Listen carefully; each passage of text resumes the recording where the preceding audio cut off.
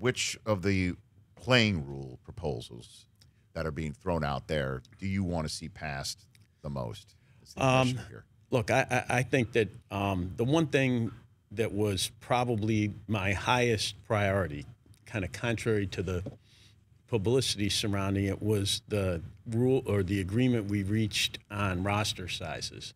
I think September has been a problem for us for a long time. I think it slows the game down when you have arguably 40 players available, a lot of pitching changes. But more important than just slowing the game down, it doesn't seem right to me that we should play the most important games of the year in September with a different set of rules than we play all year long.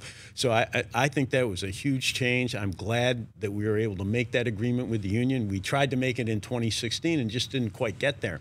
So I think that's an important change. I think that after that, I would focus, without getting into any particular rule, I think it's important that we try to look at rules that will increase the action in the game. Yes. Forget about time. I'm not so worried about time.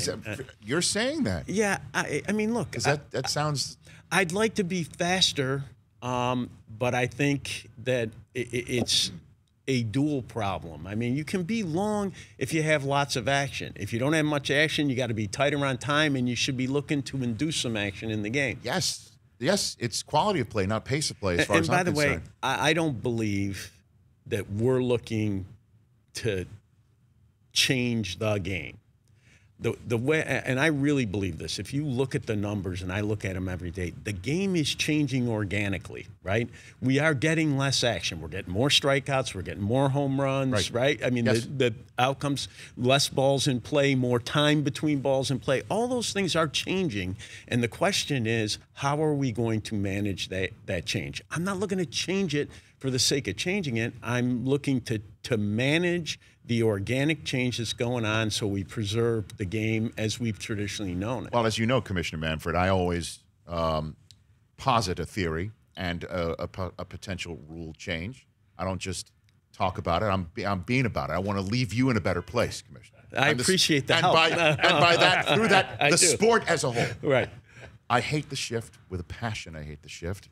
That if you had a third baseman and a second baseman had to have at least 1 foot on their side of the base, as it's traditionally known, and the first and second baseman at least 1 foot on their side of second base, as it's traditionally known, I think we're opening things up. Now, managers, I think, would go absolutely nuts over that sort of thing. And I know that Ted Williams used to be shifted against. I get it. But this is a different – the way I look at it is in the world of football, when Mel Blount came in and they had to change the rules to make sure that you had to give the wide receivers at least 5 yards before you could contact them. It opened up offense. It opened things up. I'm feeling like this is the same exact thing with baseball, right? Okay, so let's try to put this in the kind of framework where I think about it. First of all, there's no doubt. I mean, I know they shifted against Ted Williams, but if you look at the we have increase geometrically year after year the number of shifts that are out there, right?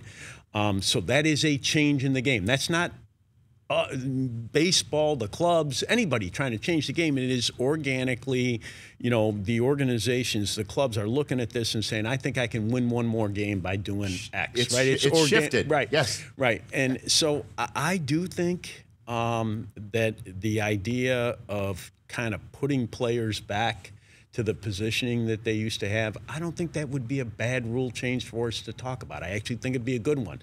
Now, I will tell you, even among the clubs, there's a difference of opinion about that. Some people don't think it would actually change the way the game is played by trying to force people back into position. But I do think it's an example of the broader phenomenon that I was talking about before, the game changing and raising the question of whether we ought to regulate it. I think because, again, I understand the concept that just hit the ball where they ain't. That's as ancient as as a phrase you can get in baseball, right? But I'm not showing to the park to watch Bryce Harper maybe bunt up the left field line or try and go the other way. And I'm also not paying to see people trying to swing from their heels to try and hit it over. That's where more strikeouts comes. At least this is my theory. You would obviously know the metrics and numbers better than I would. I think your analysis is right. I mean, I think so. Here's how the debate kind of evolved historically internally. Yeah. People started shifting more, right? And everybody said, these are the greatest athletes in the world. Don't worry about it. The players will adjust, and we'll get past this phenomenon. Right. Okay. And everyone was speculating that the adjustment would go the other way, where somebody is not. They were right about 2/3 of it. They are the greatest athletes in the world, right? They will adjust. Unfortunately, the way they adjusted was not going the other way. It was, as you point out, going up over the top, and that has spurred additional changes in the game that is, led to more of the, as people call them, true outcomes. The Rich Eisen Show, weekdays at noon Eastern on Audience.